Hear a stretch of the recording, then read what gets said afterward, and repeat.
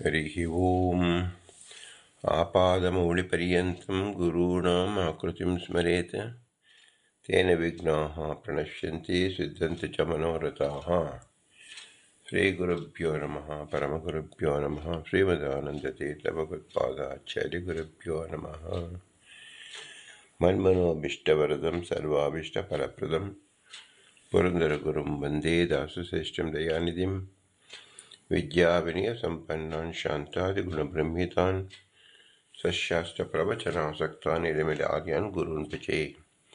पृथ्वीमण्डलमित्यस्याः पूर्णबोधमतानुगाः वैष्णवाः विष्णुहृदयाः तान् नमस्ते गुरुर्मम। हरिः ओं। ಶ್ರೀಶಾಃ ಪಾಹಿ. ಅನಂತಕೋಟಿ ಬ್ರಹ್ಮಾಂಡ ನಾಯಕ ಎಂಬುದು ಶ್ರೀ ಪುರಂದರದಾಸರು ರಚಿಸಿದ ಭವ್ಯ ಗ್ರಂಥ. ಶಾಸ್ತ್ರ ಪ್ರಮೇಯಗಳು 180 ಗದ್ಯ ರೂಪವಾಗಿದೆ. 81 ಗದ್ಯವನ್ನು ನಾವು ಅವಲೋಕಿಸಿದೆವು.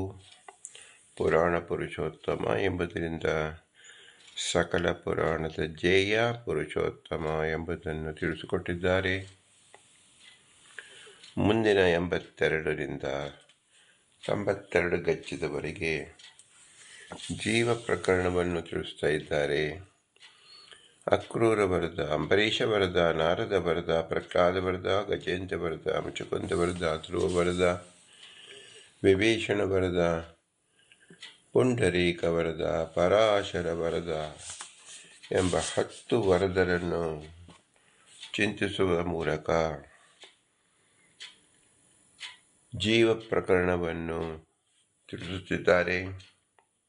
10 ಜನ ಜೀವರು ಜೀವಗಣ ಭಿನ್ನಾಃ ಜೀವಗಣಾಃ ಹರೇರನುಚರಾಃ ಎಂಬುದನ್ನು ಸವಿಸ್ತಾರವಾಗಿ ಸ್ಥಾಪಿಸಲು 10 ಜನರನ್ನು ಇಲ್ಲಿ ಉಲ್ಲೇಖ ಮಾಡಲಾಗಿದೆ. ಆದ್ದರಿಂದ ನಾವು ನಮ್ಮನ್ನು ಎಷ್ಟು ಚೆನ್ನಾಗಿ ಅರಿತುಕೊಳ್ಳುವಿರೋ ಅಷ್ಟು ಚೆನ್ನಾಗಿ ಭಗವಂತನ ಆರಾಧನೆ ಮಾಡಲು ಸಾಧ್ಯ ಎಂಬುದನ್ನು ಈ 10 ಜನ ವರದರಿಂದ ನಮಗೆ ತಿಳಿದು ಬರುತ್ತದೆ. ಜೀವ ಪ್ರಕರಣದಲ್ಲಿ ಮುಖ್ಯವಾಗಿ ನಾವು ಬಿಂಬ ಪ್ರತಿಬಿಂಬತ್ವ ಸಂಬಂಧವನ್ನು ತಿಳಿಯುತ್ತಾ ಇದ್ದೆವು. ಬಿಂಬ ಪ್ರತಿಬಿಂಬ ಲೋಕದಲ್ಲಿ ನಾವು ಕಾಣುವ ದರ್ಪಣಾದಿಗಳು ನಿಮಿತ್ತವಾಗಿ ನಾವು ಬಿಂಬ ಪ್ರತಿಬಿಂಬದ ವ್ಯವಹಾರ ನಾವು ನೋಡುತ್ತೇವೆ. ನಾವು ಲೋಕದ ವ್ಯವಹಾರವನ್ನು ಇಟ್ಟುಕೊಂಡಾಗ ಬಿಂಬ ಪ್ರತಿಬಿಂಬಗಳ ಅರ್ಥ ಸ್ವಲ್ಪ ಮಟ್ಟಿಗೆ ಮಾತ್ರ ಆಗಲು ಸಾಧ್ಯ. ಬಿಂಬ ಪ್ರತಿಬಿಂಬದ ಸಾಕಲ್ಯ ಚಿಂತನೆ ಮಾಡಬೇಕಾದರೆ ಅದು ಶಾಸ್ತ್ರಕ್ಕೆ ಶರಣ ಹೋಗಬೇಕು. ಪ್ರತ್ಯಕ್ಷಕ್ಕೆ ಮೀರಿದ ವಿಷಯವನ್ನು ಶಾಸ್ತ್ರದಲ್ಲಿ ಚಿಂತಿಸಲಾಗಿದೆ. ಆದ್ದರಿಂದಲೇ ಹೇಳುವುದು ಆಗಮ ಎಂಬತಕ್ಕಂಥದ್ದು ಅಶೇಷ ಅರ್ಥಬೋಧಕ. ಪ್ರತ್ಯಕ್ಷಕ ಇಂದ್ರಿಯ ಸನ್ನಿಕರ್ಷವಾದದ್ದು ಪ್ರತ್ಯಕ್ಷ. ಸಾಧ್ಯ ಸಾಧಕ ಲಿಂಗದಿಂದ ತಿಳಿತಕ್ಕಂಥದ್ದು ಅನುಮಾನ. ಇವೆಲ್ಲವನ್ನು ಸೇರಿ ಅಶೇಷ ಅರ್ಥಕವಾಗಿ ಬೋಧಿಸ್ತಕ್ಕಂಥದ್ದು ಆಗಮವಾದ್ದರಿಂದ ಬಿಂಬ ಪ್ರತಿಬಿಂಬ ಲಕ್ಷಣವನ್ನು ನಾವು ಆಗಮ ಮೂಲಕವೇ ತಿಳಿಯಬೇಕು. ಪ್ರಸ್ತುತ ಈ ಪ್ರಮೇಯದಲ್ಲಿ ನಾವು ತತ್ವಂ ಪ್ರದೀಪಕಾಯಂ ಉಪಾಜ್ಯಾದೇನತ್ವೇ ಉಕ್ತೇತಿ ಚೇತತ್ರ ಏವಮಭಿಪ್ರಾಯಃ ತಥಾ ಹಿ ಯಥಾ ದರ್ಪಣಾದಿಕತಸ್ಯ ಸೂರ್ಯಕಾದಿಪ್ರತಿಬಿಂಬಸ್ಯ ಯಥಾ ಭಿನ್ನೋ ಅಭಿನ್ನ ಉಪಾಜ್ಯಾದೀನತಃ ನೈವ ಜೀವಸ್ಯ ಉಪಾದೇಃ ನೋಪಾಜ್ಯಂ ಯತ್ತತ್ವಾದಿತ್ಯೇನ ಇತ್ಯಸ್ಯ ನ ತು ಸ್ವರೂಪ ಉಪಾಜ್ಯೇನ ತ್ವಂ ತಥಾ ಸತಿ ಪ್ರತಿಬಿಂಬತ್ವಂ ಮಾಯಾತ್ ಇತಿ ವಿರೋಧಾಪತ್ತೇಃ ಉಕ್ತಂ ಚ ಅತಯೇವ ಉಪಮಾ ಸೂರ್ಯಕಾದಿವತೋ. ಉಕ್ತಂ ಚ ಅತಯೇವ ಚ ಉಪಮಾ ಸೂರ್ಯಕಾದಿವತೌ. ಯಾವುದೇ ವಸ್ತುವನ್ನು ವಿಷಯವನ್ನು ನಾವು ಗಟ್ಟಿ ಮಾಡಿಕೊಳ್ಳಲು ಬ್ರಹ್ಮಸೂತ್ರವನ್ನು ನಾವು ಅನುಸರಿಸಬೇಕು. ಅದರಂತೆ ನಾವು ತಿಳಿಯಬೇಕು. ಉಪಮಾ ಸೂರ್ಯಕಾದಿವತು ಎಂಬ ಸೂತ್ರದಲ್ಲಿ ವೇದವ್ಯಾಸರು ತಿಳಿಸಿಕೊಟ್ಟಿದ್ದಾರೆ ಎಂಬುದನ್ನು ಅಲ್ಲಿ ತಿಳಿಸಲಾಗಿದೆ. ಆದ್ದರಿಂದ ಪ್ರಸ್ತುತ ಅತಯೇವ ಉಪಮಾ ಸೂರ್ಯಕಾದಿವತು ಎಂಬ ಸೂತ್ರವನ್ನು ನಾವು ವಿಶೇಷವಾಗಿ ಚಿಂತನೆ ಮಾಡಬೇಕಾಗಿದೆ. ಬ್ರಹ್ಮಸೂತ್ರದ 3ನೇ ಅಧ್ಯಾಯ 2ನೇ ಪಾದದಲ್ಲಿ 10ನೇ ಅಧಿಕರಣ ಉಪಮಾಧಿಕರಣ ಎಂಬುದು. ಈ ಅಧಿಕರಣದಲ್ಲಿ ಶ್ರೀಹರಿಗೆ ಜೀವ ಅಭೇದವನ್ನು ನಿರಾಕರಿಸುತ್ತಾರೆ. ನಾವು ಬಿಂಬ ಪ್ರತಿಬಿಂಬ ಲಕ್ಷಣವನ್ನು ಯಾತಕ್ಕೋಸ್ಕರ ತಿಳಿತಾ ಇದ್ದೀವಿ ಅಂದರೆ, ಭಗವಂತ ಮತ್ತು ಜೀವನಿಗೆ ಅತ್ಯಂತ ಭೇದವಿದೆ. ಅಭೇದ ಎಂಬತಕ್ಕಂಥದ್ದು ಎಲ್ಲೂ ಇಲ್ಲ ಎಂಬುದನ್ನು ಮೊದಲು ತಿಳಿಯಬೇಕು. ಬಿಂಬ ಪ್ರತಿಬಿಂಬ ಶಬ್ದವೇ ಉಪಯೋಗಿಸುವುದು 2 ವಿಭಿನ್ನ ಪದಾರ್ಥಗಳಿಗೆ. ಒಂದೇ ಪದಾರ್ಥವಾಗಿದ್ದರೆ ಅದೇ ಬಿಂಬ ಅದೇ ಪ್ರತಿಬಿಂಬ ಅಂತ ಹೇಳಲು ಸಾಧ್ಯವಾಗುತ್ತಿರಲಿಲ್ಲ. ಆದ್ದರಿಂದ ಸಕಲ ಜೀವರು ಭಗವಂತನ ಭಿನ್ನರಾಗಿದ್ದಾರೆ ಎಂದು ತಿಳಿಯೋಕ್ಕೋಸ್ಕರವಾಗಿ ಉಪಮಾಧಿಕರಣ ಎಂಬತಕ್ಕಂಥದ್ದು ಪ್ರಸ್ತುತವಾಗಿದೆ. ಶ್ರೀ ವೇದವ್ಯಾಸ ದೇವರು ಓಂ ಅತಯೇವ ಚ ಉಪಮಾ ಸೂರ್ಯಕಾದಿವತು ಎಂಬ ಸೂತ್ರವನ್ನು ತಿಳಿಸಿಕೊಟ್ಟಿದ್ದಾರೆ. ಈಶ ಮತ್ತು ಈಶ ರೂಪಗಳಿಗೆ ಪರಸ್ಪರ ಅಭೇದವನ್ನು ನ ಸ್ಥಾನತಃ ಎನ್ನುವಲ್ಲಿ ಹೇಳಿದ್ದರಿಂದಲೇ, ಚೇತನತ್ವ ಅಂಶಾಂಶಿತ್ವಾದ ಹೇತುಗಳಿಂದಲೇ ಈ ಜೀವನಿಗೆ ಮತ್ಸ್ಯಾದಿ ಸಾಮ್ಯವು, ಅಂದರೆ ಮತ್ಸ್ಯಾದಿಗಳಂತೆ ಈಶ್ವರನಿಂದ ಅಭೇದವು. ಅಂತೂ ಜೀವಾಹ ವಿಷ್ಣು ಭಿನ್ನಾಹ ತದ್ ಅಂಶತ್ವಾತ್ ಚೇತನತ್ವಾತ್ ಮತ್ಸ್ಯಾದಿವತು ಎನ್ನುವ ಅನುಮಾನದಿಂದ ಉಕ್ತವಾಯಿತು. ಎಂದರೆ ಹಾಗೆ ಹೇಳಕೂಡದು ಎಂಬುದು ಪೂರ್ವಪಕ್ಷ. ಸೂರ್ಯಾದಿ ಪ್ರತಿಬಿಂಬಕ್ಕೆ ಸೂರ್ಯಾದಿಗಳಿಂದ ಭೇದವಿದ್ದಂತೆ ಜೀವನು ಪ್ರತಿಬಿಂಬಭೂತವಾದುದರಿಂದ ವಿಷ್ಣುವಿನಿಂದ ಭಿನ್ನನೇ. ಯಸ್ಮಾದೇವಂ ಪರಮೇಶ್ವರಃ ರೂಪಾಣಂ ಮಿಥೋ ನ ಕಶ್ಚಿದ್ ಭೇದಃ ಅತಃ ಸಾದೃಶ್ಯಾತ್ ಜೀವಶ್ಚಾಪಿ ತಸ್ಯಾತ್ ಇತಿ ತಸ್ಯಾತ್ ಪ್ರತಿಬಿಂಬಮುಕ್ತ್ವಾಂ ಚ ಶಬ್ದೇನ ಭೇದಂ ದರ್ಶಯತಿ. ಯಾವ ಕಾರಣದಿಂದ ನಾ ಸ್ಥಾನತೋಪಿ ಇತ್ಯಾದಿ ಉಕ್ತ ಪ್ರಕಾರದಿಂದ ಪರಮೇಶ್ವರ ರೂಪಗಳಿಗೂ ಪರಮೇಶ್ವರನಿಗೂ ಪರಸ್ಪರವಾಗಿಯೂ ಯಾವ ಭೇದವೂ ಇಲ್ಲವೋ, ಅಂದರೆ ಅತ್ಯಂತ ಅಭೇದವೇದೆಯೋ, ಆದುದರಿಂದಲೇ ಮತ್ಸ್ಯಾದಿ ಸಾದೃಶ್ಯದಿಂದಲೂ ಚೇತನತ್ವದಿಂದಲೂ ಅಂಶತ್ವದಿಂದಲೂ ಜೀವನಿಗೂ ಮತ್ಸ್ಯಾದಿಗಳಂತೆ ಪರಮಾತ್ಮನಿಂದ ಅಭೇದವು ಬರಬೇಕಾಗುವುದು. ಅಂದರೆ ಜೀವನಿಗೆ ಈಶ ಪ್ರತಿಬಿಂಬತ್ವ ರೂಪವಾದ ಹೇತುವನ್ನು ಸೂರ್ಯಕಾದಿವತು ಎನ್ನುವ ದೃಷ್ಟಾಂತವನ್ನು ಹೇಳಿದ್ದರಿಂದಲೇ ಹೇಳಿ ಮತ್ತು ಸೂಚಿಸಿ ಛ ಶಬ್ದದಿಂದ ಪರಮೇಶ್ವರನಿಂದ ಅತ್ಯಂತ ಭೇದ ರೂಪವಾದ ಸಾಧ್ಯವನ್ನು ಸೂತ್ರಕಾರರು ತೋರಿಸುತ್ತಾರೆ. ತಥಾ ಚ ಜೀವಃ ಬ್ರಹ್ಮಣಃ ಅತ್ಯಂತ ಭಿನ್ನಃ ತತ್ ಪ್ರತಿಬಿಂಬತ್ವಾತ್ ಯೋ ಯತ್ ಪ್ರತಿಬಿಂಬಃ ಸ ತಸ್ಮಾತ್ ಅತ್ಯಂತ ಭಿನ್ನಃ ಯಥಾ ಸೂರ್ಯಕಃ ಸೂರ್ಯಾತ್ ಎನ್ನುವ ಅನುಮಾನ ಉಕ್ತವಾಯಿತು. ಜೀವನಿಗೆ ಈಶ್ವರನ ಪ್ರತಿಬಿಂಬತ್ವವೇ ಹೇಗೆ ಅಂದರೆ, ರೂಪಂ ರೂಪಂ ಪ್ರತಿರೂಪೋ ಬಭೂವ ಎಂಬ ಬೃಹದಾರಣ್ಯಕೋಪನಿಷತ್ತಿನಲ್ಲಿ ಹೇಳಿರುವುದು. ಬಹವಃ ಸೂರ್ಯಕಃ ಯತ್ತ ಸೂರ್ಯಸ್ಯ ಸದೃಶ ಜಲೇ ಏವಮೇವಾತ್ಮಕಂ ಲೋಕೆ ಪರಾತ್ಮಸದೃಶ ಮತಾಃ ಇತ್ಯಾದಿ. ಅತಯೇವ ಭಿನ್ನತ್ವ ತದಧೀನತ್ವ ತತ್ಸಾದೃಶ್ಯೇರೈವ ಸೂರ್ಯಕಾದಿ ಉಪಮಾ. ನೋಪಾದಿ ಅಧೀನತ್ವಾದಿನಃ ಎಂಬುದು ಜಲಾದಿಗಳಲ್ಲಿ ಸೂರ್ಯನಲ್ಲಿ ಪ್ರತಿಬಿಂಬಿತವಾದ ಬಹು ಸೂರ್ಯರು ಹೇಗೆ ಸೂರ್ಯನಿಗೆ ಸದೃಶರಾಗಿ ಸಮ್ಮತರೋ ಹೀಗೆಯೇ ಲೋಕದಲ್ಲಿ ಪ್ರಮಿತರಾದ ಈಶ್ವರ ಪ್ರತಿಬಿಂಬಭೂತರಾದ ಜೀವರು ಪರಮಾತ್ಮನಿಗೆ ಸದೃಶರು ಎಂದು ಸದೃಶರಾಗಿದ್ದಾರೆ ಎಂದರ್ಥ. ಇತ್ಯಾದಿ ಶ್ರುತಿ ತೋರಿಸ್ತಾ ಇದೆ.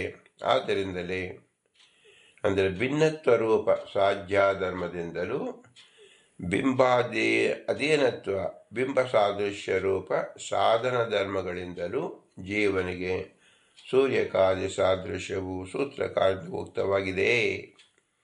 ಉಪಾಧ್ಯಾಧೀನತ್ವ ಉಪಾಧಿನಾಶತ್ವ ಜಡತ್ವಾದಿಗಳಿಂದ ಸೂರ್ಯಕಾದಿ ದೃಷ್ಟಾಂತವು ಕೂಡುವುದಿಲ್ಲ. ಅನಿತ್ಯತ್ವಾದ ಪ್ರಸಂಗವೂ ಇಲ್ಲ.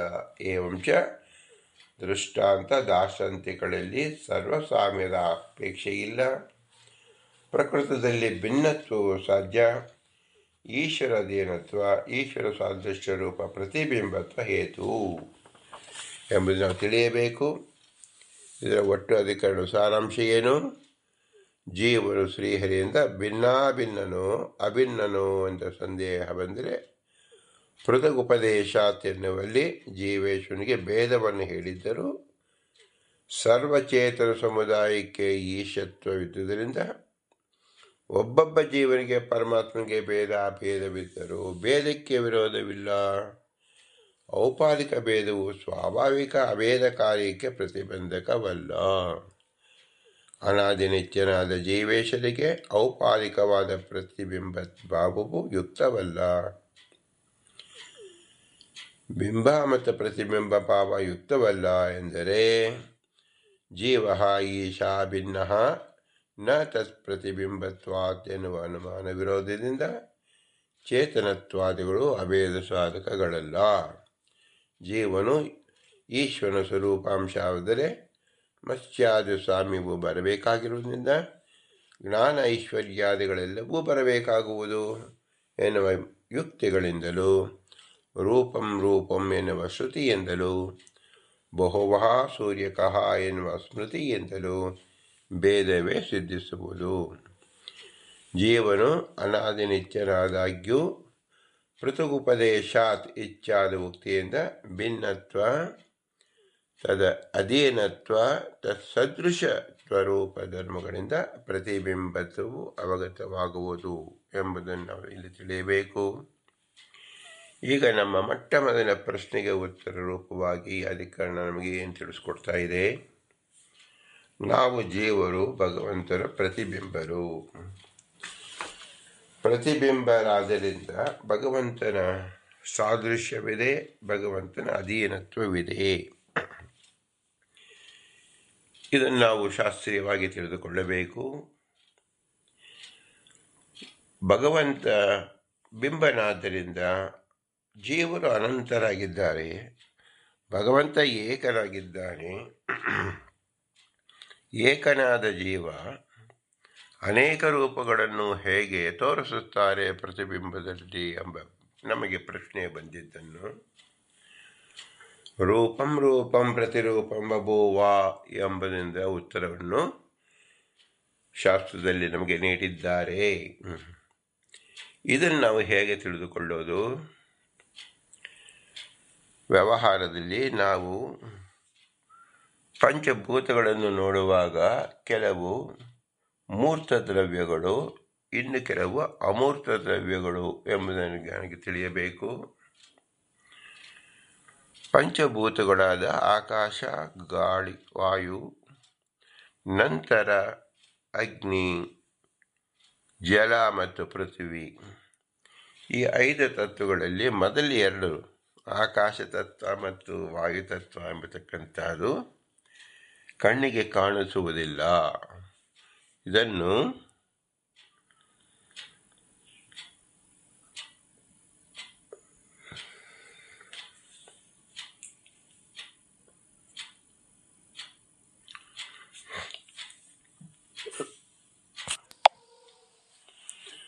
ಪಂಚಭೂತಗಳಲ್ಲಿ ಆಕಾಶ ಮತ್ತು ಗಾಳಿ 2 ಅಮೂರ್ತ ದ್ರವ್ಯಗಳು. ಅಂದರೆ ಕಣ್ಣಿಗೆ ಕಾಣಿಸದೇ ಇರುವುದು ಅಮೂರ್ತ. ಮೂರ್ತಿಯೇ ಕಾಣದೇ ಇರುವುದು, ಆಕಾರ ಕಾಣದೇ ಇರುವುದು ಅಮೂರ್ತ ದ್ರವ್ಯಗಳು. ಅಗ್ನಿ, ಜಲ ಮತ್ತು ಪೃಥ್ವಿ ಮೂರ್ತ ದ್ರವ್ಯಗಳು, ಅಂದರೆ ಕಣ್ಣಿಗೆ ಕಾಣುವಂಥದ್ದು, ಸ್ಪರ್ಶಕ್ಕೆ ಯೋಗ್ಯವಾದದ್ದು. ಗಾಳಿ ಎಂಬುದು ಸ್ಪರ್ಶಕ್ಕೆ ಮಾತ್ರ ಯೋಗ್ಯವಾದದ್ದು, ಆಕಾರ ಅಮೂರ್ತವಾದದ್ದು. ಈ ಚಿಂತನೆಯನ್ನು ತಿಳಿದಾಗ ಉಪಮಾಧಿಕರಣದಲ್ಲಿ ಅತಯೇವ ಚ ಉಪಮ ಸೂರ್ಯಕಾದಿವತು ಎಂಬುದೇ ನಮಗೆ ಪ್ರಶ್ನೆಗೆ ಉತ್ತರ ರೂಪವಾಗಿದೆ. ಅಮೂರ್ತ ದ್ರವ್ಯಗಳಲ್ಲಿರತಕ್ಕಂಥ ಪ್ರಕಾಶ ಅಂದರೆ ಆಕಾಶ ತತ್ವ,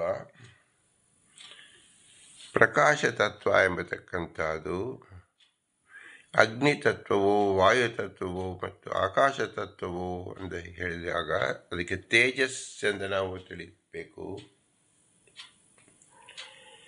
ತೇಜಸ್ ತತ್ವ ಎಂಬತಕ್ಕಂಥದ್ದು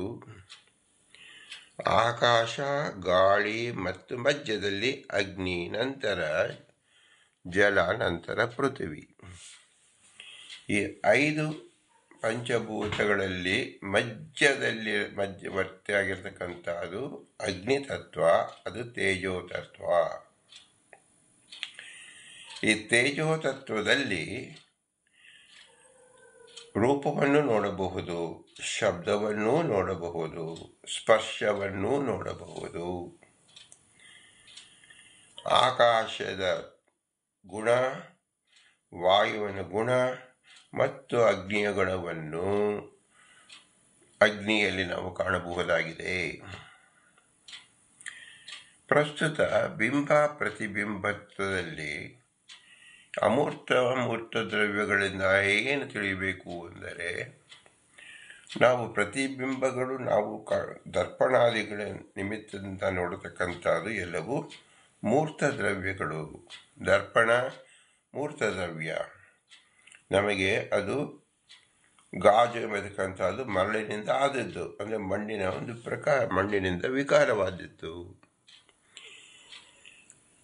ಆದ್ದರಿಂದ ಅದು ಮೂರ್ತ ದ್ರವ್ಯವಾಯಿತು.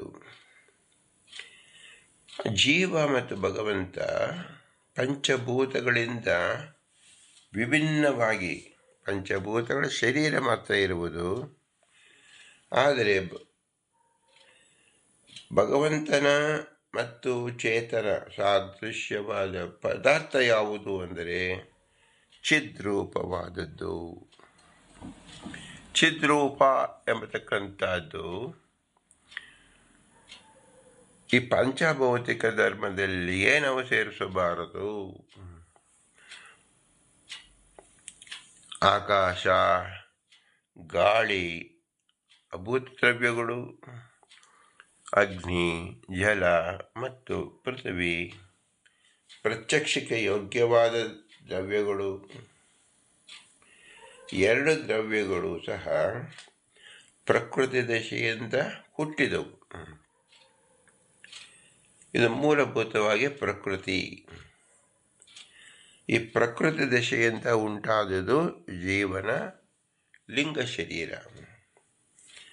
ಸ್ವರೂಪ ಶರೀರ ಎಂಬತಕ್ಕಂಥದ್ದು ಪ್ರಕೃತಿ ದಶೆಯಿಂದ ಹುಟ್ಟಿದ್ದು ಅಲ್ಲ. ಆದ್ದರಿಂದ ನಾವು ಬಿಂಬ ಪ್ರತಿಬಿಂಬವನ್ನು ಚಿಂತಿಸುವಾಗ ಕೇವಲ ಪಂಚಭೂತಗಳಾದ ಮಣ್ಣು ಅಥವಾ ಜಲ ಅಥವಾ ಬೆಂಕಿ, ಅಗ್ನಿಯಿಂದ ನಾವು ವ್ಯವಹರಿಸುತ್ತೇವೆ. ಆದರೆ ಜೀವ ಸ್ವರೂಪದಲ್ಲಿರತಕ್ಕಂಥ ಜೀವನಾಗಲಿ ಪರಮಚೇತನಾದ ಭಗವಂತನಾಗಲಿ ಇಬ್ಬರು ಚಿದ್ರೂಪರು. ಅವರ ಸ್ವರೂಪ ಚಿದ್ರೂಪ. ಚಿದ್ರೂಪ ಎಂಬುದು ಪ್ರಕೃತಿ ಸಂಬಂಧವಲ್ಲ, ಅಪ್ರಾಕೃತವಾದುದು. ನಾವು ಪ್ರಕೃತಿಗೆ ಒಳಪಟ್ಟಿರುವ ಪಂಚಭೂತಗಳಿಂದ ವಿಕಾರ ಹೊಂದಿದ ಪದಾರ್ಥವಾದ ದರ್ಪಣ. ಇದನ್ನು ಇಟ್ಟುಕೊಂಡು ನಾವು ಪ್ರತಿಬಿಂಬತ್ವವನ್ನು ನೋಡುವಾಗ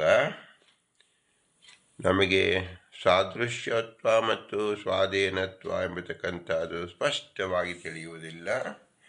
ನಾವಿಲ್ಲಿ ಔಪಾಧಿಕವಾದ ದರ್ಪಣವನ್ನು ನಾವು ಮಹತ್ವವನ್ನು ಇಟ್ಟುಕೊಂಡು ಉಪಾಧಿ ನಿಮಿತ್ತಕವಾಗಿ ನಮಗೆ ಬಿಂಬ ಪ್ರತಿಬಿಂಬತ್ವ ತಿಳಿಯುತ್ತದೆ.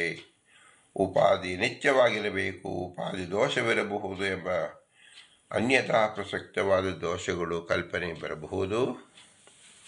ಆದರೆ ಶಾಸ್ತ್ರದಲ್ಲಿ ಉಕ್ತವಾಗಿರುವುದು ಚಿದ್ರೂಪ, ಭಗವಂತನ ಚಿದ್ರೂಪ, ಜೀವನ ಚಿದ್ರೂಪ. ಅಂದರೆ ಭಗವಂತನು ಅಪ್ರಾಕೃತ, ಜೀವನು ಅಪ್ರಾಕೃತ, ಪ್ರಕೃತಿಗೆ ಸಂಬಂಧವಿಲ್ಲ. ಅಪ್ರಾಕೃತ ಚಿದಾನಂದ ಸ್ವರೂಪನಾದ ಭಗವಂತ ಅಪ್ರಾಕೃತ ಚಿದಾನಂದರಾದ ಜೀವರಿಗೆ ಬಿಂಬ ಪ್ರತಿಬಿಂಬತ್ವವನ್ನು ತಿಳಿಯಬೇಕು. ಬಿಂಬ ಪ್ರತಿಬಿಂಬತ್ವದಲ್ಲಿ ಸಾದೃಶ್ಯ ಮತ್ತು ಅಧೀನವಾಗಿ ತಿಳಿಯಬೇಕು. ಇದನ್ನು ಹೇಗೆ ತಿಳಿಯುವುದಕ್ಕೋಸ್ಕರವಾಗಿ ಲೋಕದ ವ್ಯವಹಾರವನ್ನು ತಿಳಿಸುವಾಗ ಒಂದು ತೇಜಸ್ಸನ್ನು ಮಧ್ಯದಲ್ಲಿ ತಿಳಿಸಿದಾಗ ನಮಗೆ ಅರ್ಥವಾಗುವುದು. ಉದಾಹರಣೆಗೆ ನಮಗೆ ವಿದ್ಯುತ್, ನಾವು ಪ್ರಪಂಚದಲ್ಲಿದ್ದೇವೆ, ವಿದ್ಯುತ್ ಉಪಕರಣಗಳು ಸಾವಿರಾರು ಇದೆ. ಉಪಕರಣಗಳೆಲ್ಲವೂ ಮೃಣ್ಮಯವಾದುದು. ಪ್ರಕೃತಿಗೆ ಪಂಚಭೂತಗಳಲ್ಲಿ ಒಂದಾದ ಮಣ್ಣಿನ ಸಂಬಂಧ ಉಳ್ಳದ್ದು. ಅದರಲ್ಲಿ ನಾವು ವಿದ್ಯುತ್ ಹರಿಸಿದಾಗ ಅದು ಕಾರ್ಯತತ್ಪರವಾಗುವುದು. ಮಣ್ಮಯವಾಗಿದ್ದರಲ್ಲಿ ವಿದ್ಯುತ್ ಹರಿಯುವುದನ್ನು ಯಾರು ಕಾಣಲಾರರು. ಯಾವ ರೂಪದಲ್ಲಿ ಹರಿಯುತ್ತದೆ, ಯಾವ ಅಂಶದಲ್ಲಿ ಹರಿಯುತ್ತದೆ, ಎಷ್ಟು ಪ್ರಮಾಣದಲ್ಲಿ ಹರಿಯುತ್ತದೆ ಎಂಬುದನ್ನು ಯಾರು ಕಾಣಲು ಬರುವುದಿಲ್ಲ. ಅದನ್ನು ಮಾಪನದಿಂದ ನಾವು ತಿಳಿದುಕೊಳ್ಳಬೇಕು. ಅದಕ್ಕೆ ವಿದ್ಯುತ್ ಉಪಕರಣ ಜೋಡಿಸಿಕೊಂಡು ನಾವು ಅದನ್ನು ಅಳತೆಯನ್ನು ಮಾಡುತ್ತೇವೆ. ಅಳತೆಯೂ ಸಹ ಯಾವುದು ಸೃಷ್ಟಿಸುವುದಿಲ್ಲ, ಇರುವುದನ್ನು ಮಾತ್ರ ತೋರಿಸುವುದು. ಉಪಾಧಿ ಎಂಬತಕ್ಕಂಥದ್ದು ದ್ಯೋತಕಃ ನತು ಕಾರಕಃ, ಇರುವುದನ್ನು ತೋರಿಸುತ್ತದೆ ಹೊರತು ಹೊಸದಾಗಿ ಸೃಷ್ಟಿಸುವುದಿಲ್ಲ. ಇಲ್ಲಿ ನಾವು ತಿಳಿಯಬೇಕಾದ್ದೇನು, ವಿದ್ಯುತ್ ಉಪಕರಣಗಳಲ್ಲಿ ವಿದ್ಯುತ್ ಯಾವ ರೂಪದಿಂದ ಹರಿಯುತ್ತದೆ ಎಂದು ನಮಗೆ ಹೇಳಲು ಬರುವುದಿಲ್ಲ. ರೂಪಂ ಪ್ರತಿರೂಪಂ ಬಭೂವ ಎಂಬ ಶಾಸ್ತ್ರದ ಆಧಾರದಿಂದ ವಿದ್ಯುತ್ ಹರಿದಿದ್ದರೆ ಮಾತ್ರ ಉಪಕರಣಗಳು ಕಾರ್ಯಗತವಾಗುತ್ತದೆ. ಹೇಗೋ ಹಾಗೆ ಉಪಕರಣರಂತೆ ಜಡರಂತೆ ಇರತಕ್ಕಂಥ ಚೇತನ ಗಣಗಳೇನಿದೆ, ಅನಂತ ಚೇತನರಲ್ಲಿ ಭಗವಂತ ವಿದ್ಯುತ್ ರೂಪನಂತೆ ಪ್ರವೇಶ ಮಾಡುತ್ತಾನೆ. ತನ್ನ ಅಧೀನದಲ್ಲಿ ಉಪಕರಣಗಳು ಇದೆ ಎಂದು ನಾವು ತಿಳಿದಾಗ ಬಿಂಬ ಪ್ರತಿಬಿಂಬದ ಲಕ್ಷಣ ನಮಗೆ ಅತಿ ಪ್ರಕಟವಾಗಿ, ಅತಿ ವಿಸ್ತಾರವಾಗಿ ನಮಗೆ ತಿಳಿದು ಬರುತ್ತದೆ. ಭಗವಂತನು ಒಂದೇ ರೂಪವಾದರೂ ಸಹ ಅನಂತ ರೂಪಗಳಲ್ಲಿ ಪ್ರಕಟವಾಗುತ್ತಾನೆ. ಅನಂತ ರೂಪಗಳೇ ವಿದ್ಯುತ್ ಅನಂತ ಉಪಕರಣಗಳು. ಆದ್ದರಿಂದ ಪ್ರತಿ ಉಪಕರಣಕ್ಕೂ ಸಹ ಭಗವಂತ ಬಿಂಬನಾಗಿದ್ದಾನೆ ಎಂಬುದನ್ನು ಈ ಒಂದು ಉದಾಹರಣೆಯಿಂದ ನಾವು ಚೆನ್ನಾಗಿ ತಿಳಿದುಕೊಳ್ಳಬಹುದಾಗಿದೆ. ಮುಖ್ಯವಾಗಿ ಬಿಂಬ ಮತ್ತು ಪ್ರತಿಬಿಂಬದಿಂದ ನಾವು ತಿಳಿಯಬೇಕಾದ ಲಕ್ಷಣ ಭಗವಂತನ ಸಾದೃಶ್ಯ ಮತ್ತು ಭಗವಂತನ ಅಧೀನದಲ್ಲಿ ಇರತಕ್ಕಂಥದ್ದು ಜೀವರಾದ್ದರಿಂದ ಜೀವರು ಎಂದಿಗೂ ಭಗವಂತನ ಸಾಮ್ಯವನ್ನು ಹೊಂದುವುದಕ್ಕೂ ಸಾಧ್ಯವಿಲ್ಲ. ಭಗವಂತ ಭಿನ್ನವಾಗಿಯೇ ಇರುತ್ತಾರೆ. ಭಗವಂತನಿಂದ ಅಭಿನ್ನ ಆಗಲು ಸಾಧ್ಯವಿಲ್ಲ. ಭಗವಂತ ಭಿನ್ನ ಅಭಿನ್ನ ಅಂತ ಹೇಳಲು ಸಾಧ್ಯವಿಲ್ಲ ಎಂಬುದನ್ನು ಶಾಸ್ತ್ರ ಪ್ರಕ್ರಿಯೆ. ಇದು ಮೊದಲಿಗೆ ತಿಳಿದುಕೊಳ್ಳೋಕ್ಕೋಸ್ಕರವಾಗಿ ಉಪಮಾಧಿಕರಣದಿಂದ ಒಂದು ಪ್ರಶ್ನೆಗೆ ಉತ್ತರ ರೂಪವಾಗಿ ಶ್ರೀ ಪುರಂದರದಾಸರು ವಿಶೇಷವಾಗಿ ಅನುಗ್ರಹಿಸಿದ್ದಾರೆ. ಇಂತಹ ವಿಶೇಷ ಶಾಸ್ತ್ರ ಸಂಗತಿ ನಮ್ಮ ಮನಸ್ಸಿನಲ್ಲಿ ಚೆನ್ನಾಗಿ ನಿಲ್ಲುವಂತಾಗಲಿ ಎಂದು ಪುರಂದರದಾಸರಲ್ಲಿಗೆ ಸಮನೀಯವಾಗಿ ಪ್ರಾರ್ಥನೆ ಸಲ್ಲಿಸುತ್ತಾ, ಇದರಿಂದ ಅವರ ಅಂತರ್ಯಾಮಿ ಪುರಂದರ ವಿಠಲ ಪ್ರೀತನಾಗಲಿ ಎಂದು ಶಿರಸಾವಹಿಸಿ ನಮಸ್ಕರಿಸಿ, ಇಂತಹ ವಿಶೇಷ ಸುಜ್ಞಾನ ನಮಗೆ ಒದಗಿ ಬಂದಿದ್ದು ಕೇವಲ ಮನುಷ್ಯ ಜನ್ಮದಲ್ಲಿ ಮಾತ್ರ.